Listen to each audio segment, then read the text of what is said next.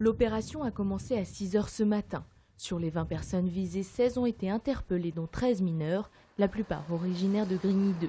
Mis en garde à vue, les jeunes sont suspectés d'avoir participé à l'attaque du RERD en gare de Grigny le 16 mars dernier, mais aussi à 2 autres attaques survenues quelques jours plus tôt.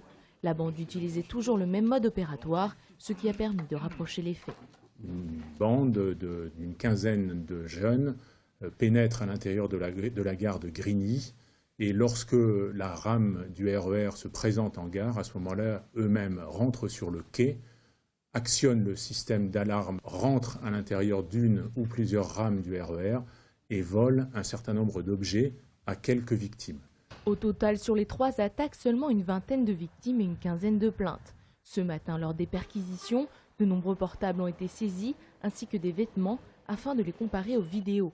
L'enquête avait rapidement avancé grâce à la saisie des bandes de la gare, ainsi que des identifications par le personnel SNCF et des victimes. Les enquêteurs ont fait un travail très conséquent, très minutieux, en recoupant les déclarations des témoins, les déclarations des victimes, et puis en étudiant la vidéosurveillance, les prises de vidéo, et à partir de là, un recoupement a été fait.